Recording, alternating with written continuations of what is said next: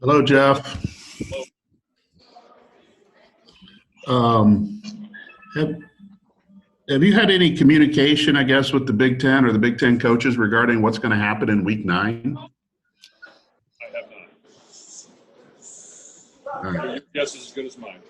Oh, I don't have a guess right now. I don't know. We don't know any of the details of that. All right. I guess with Derek being out the first half on Saturday, who would start in his place, or how would you organize the linebacker group Well, there? it means the next guy is going to be up, and really, Samizi, Kieran Douglas. Those are two guys up for the position. One of those has been injured most of the week. We're trying to get him back to the game, and that'll be a game time decision. So we'll see on Saturday who will get the first snap. You said the other day that Jared Sparks had opted out. Kind of what does that mean? Can he come back, or how's that situation going to work? Well, normally when guys opt out, it's for personal reasons, and it means that they've opted out for this season and that they're still on scholarship. Beyond that, we'll have conversations with those guys and all of our players after the season moving forward. But that's all I take it as of right now. I would guess Jarrett. He's a graduate. I would not anticipate him coming back. We'll talk to him after. And Ahmad Anderson did go in the transfer portal? Yes. Okay. Now, have you had any other players opt out? Yes. So you'll be missing other guys on Saturday? Yeah, there's been a handful of guys opt out that will be missing on Saturday. Now, is that COVID related or just each one's a different situation? Well, it's all personal reasons, and there's always a little of this and a little of that to it. So I don't really get into specifics, but we've had multiple people. Is there one position that may have taken a bigger hit than others? Well, I'd rather not be in specifics. I think you can probably look at the depth chart and figure it out if you have the depth chart. Right. Just a week of practice, and do you feel like the guys are kind of tuned in to what's going on and looking forward to Saturday? I think so. I think we've had a great week of practice, and I think our guys understand in order to win a football game, you have to have mental toughness. You have to want to be willing to fight for it, especially when a team's come on your home field. And I'm looking forward to seeing our team play, and how you respond to a little adversity will determine what you're made of. And our guys need to take the field with the mental toughness and the attitude that if you want to win, you got to go prove it, and you got to be willing to work for it and fight for it. And I'm hopeful that our guys will do that. All right. Thank you. Thank you. Okay, Tom. Jeff, will Aiden O'Connell dressed on Saturday? No, he's going to be out for the year and have surgery. Okay, so he won't be in uniform at all. Hey, how have you guys done such a good job keeping your COVID numbers down? A lot of these schools have obviously been hit and had to cancel games, Jeff, while you guys have done a good job keeping your troops, I guess, relatively healthy and able to play football games. Well, I think we've done a pretty good job. How all that virus works, I'm not for sure. I know our guys want to play. They've been very responsible, so I'll give them a lot of credit. Now, like everywhere, we've probably had some numbers that you don't know about as well. But I think it has been on the lower end of what I've seen from other teams, and that's always a testament to the guys wanting to play and wanting to take the necessary precautions. And I'm sure there's a little bit of luck that goes into it as well. And maybe the area we're in is not as populated with it as maybe some of the others. I'm not for sure exactly, but I know our guys want to play, and we're going to try to play every game. And hopefully all of our guys are healthy. If not, the next guy will be up.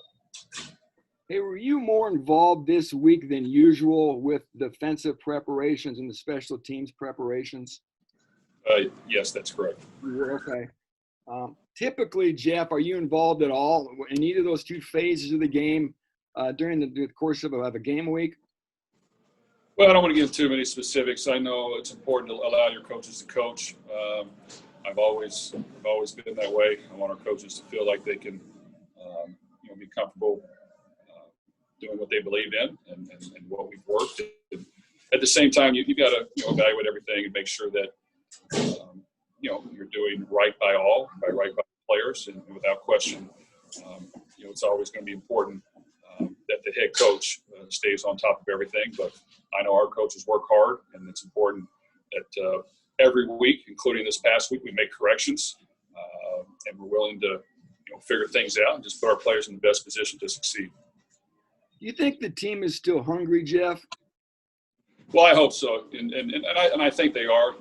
Without question, when you lose some tough games, you take a hit, and you're going to temporarily lose some confidence. There's nothing not natural about that. And like I told our team, that's going to linger for a day or two, and then you've got to get back to going to work. And it's not going to be easy, and it's not going to be something you can just snap your fingers and show up on the field. You don't want to take the field and just keep looking at the scoreboard and hoping that the clock runs out and you win. No, you want to actually play the game, and when the clock runs out, you want to play more. And that's the attitude we got to have. We got to get back to just wanting to compete, wanting to play football, not worrying about the scoreboard, not looking up there and wondering, we're going to keep this lead or can we come back? That's not how you play. So sometimes those thoughts will linger in your head. That's without question. So it's not unnatural, but you got to be mentally tough enough to understand this is how you have to go about it in order to have a chance to win. And I'm hopeful our team will go out there and compete, fight, play hard, and really want to win. Thank you, Jeff. Hey, do we have anything else? Yeah, I do have a follow-up. Are you a little bit more fired up now this week as opposed to maybe earlier in the week? Well, I just got done talking to our team, so yeah, I am right now, and I think that it's got to start with me and work all the way down, and winning just doesn't happen. And when you get hit in the gut and in the chin a little bit, you got to get back up off the ground, and you got to be willing to do your part. You got to be willing to sacrifice. So yeah, I want our team to all be a little ticked off and fired up and want to go out there and compete, because really that's the only chance you have in winning, and I'm hopeful that our team will do that. You feel like some of that has been missing from you a little bit this season? Well, as you guys may have seen, I probably have a problem controlling my temper. So sometimes I try to, be a little calmer during the game so that I let our players play, or let our quarterback play. Without question, there's been times in previous years I've gotten on the quarterback too much and have too much fire. So there has to be a perfect balance.